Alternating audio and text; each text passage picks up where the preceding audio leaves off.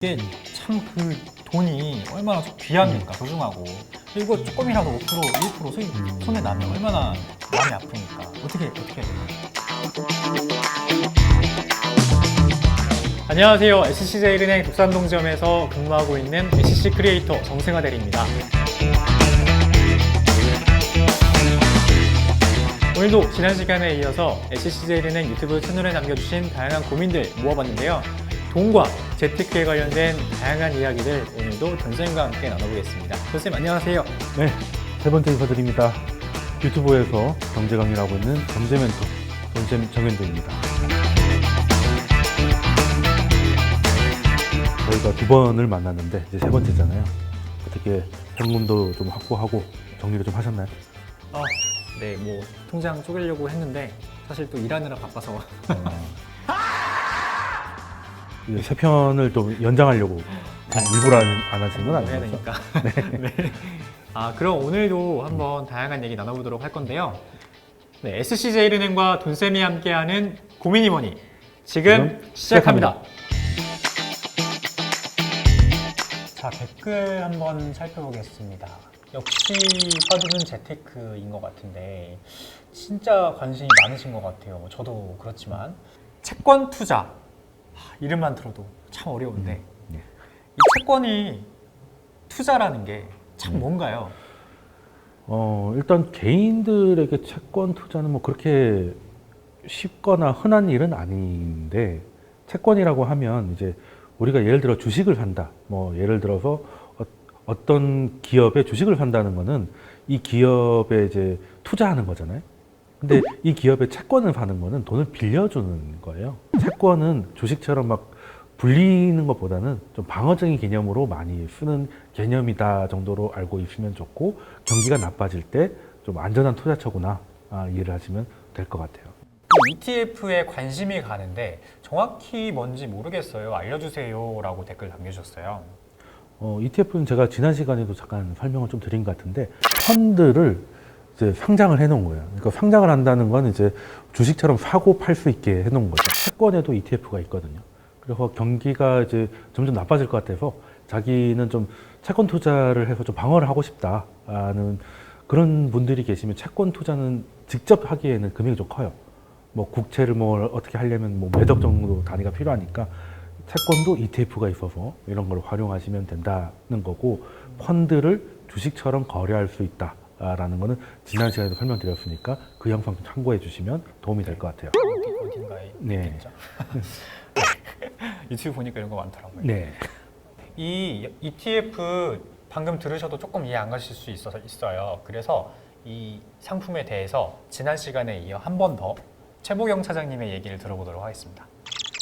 안녕하세요. SC제일은행 투자전략상품부 최보경 차장입니다. 재테크를 위한 투자 대상은 무궁무진합니다. 아주 크게는 부동산과 금융자산으로 나눠볼 수가 있고, 또 투자 방식에 따라서 주식과 채권을 직접 사고 파는 직접 투자와 펀드나 ETF를 활용한 간접 투자로 나눠볼 수 있습니다. 먼저 펀드의 경우에는 다양한 지역과 자산에 분산 투자할 수 있고 전문가의 힘을 빌릴 수 있다는 장점이 있습니다.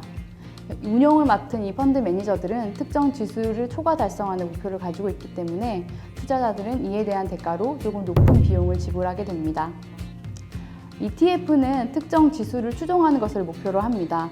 그리고 주식시장에 상장이 되어 있기 때문에 황금성이 뛰어나고 비용이 저렴하다는 장점이 있습니다. 마지막으로 ELS의 경우에는 가입 시점에 만기 수익률이 정해져 있는 상품입니다.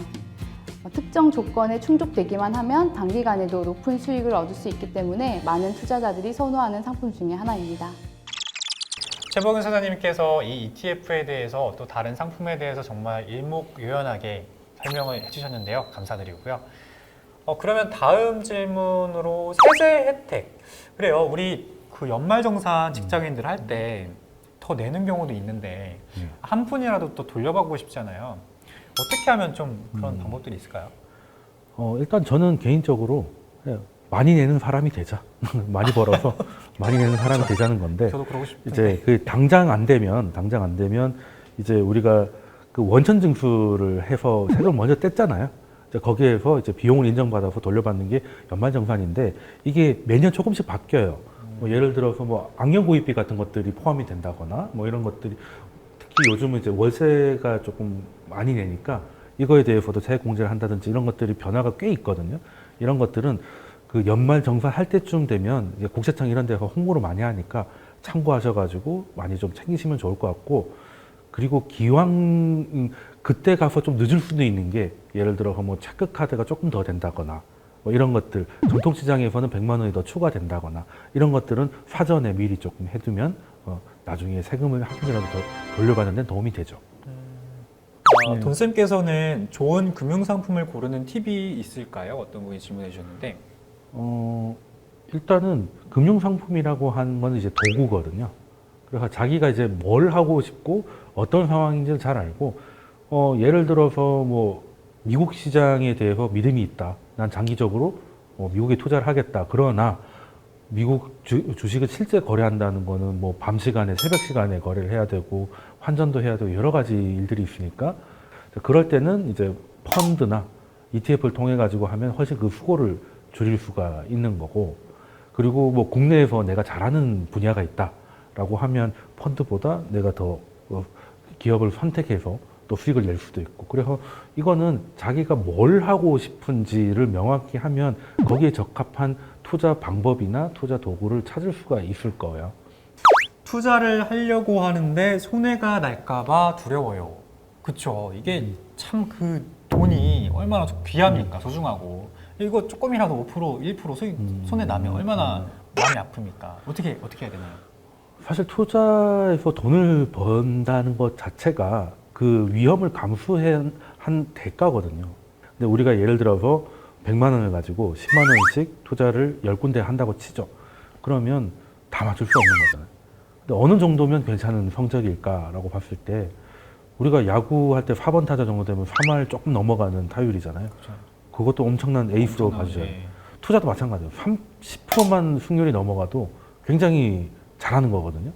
30%에서 수익이 나고 70% 이러면 더 손할 것 같은데 그게 뭐하러 하냐라고 하는데, 여기서부터 이제 사실 투자 기법이 있는 거죠. 내가 잘 될 것 같아서 타석에 나가서 휘둘렀는데 그게 안타가 될 수도 있고 스윙이 될 수도 있잖아요. 나의 판단이 틀려서 손실이 깊어지기 전에 빨리 잘라주는 거죠. 손절의 중요성이 되는 거고, 그리고 뭔가 내가 생각대로 수익이 잘 나도 사람들이 수익 나면 막 좋을 것 같죠. 수익이 나면 이거 떨어질까 봐 그것도 두려워해요. 그러니까 수익이 더 날 것들은 5, 60% 올라갈 것들은 뭐 10몇 프로에서 벌써 파생각부터 하고 있고, 마이너스 15, 20 막 이렇게 가는 것들은 빨리 자르지 않고 이제 계속 안고 있는단 말이죠.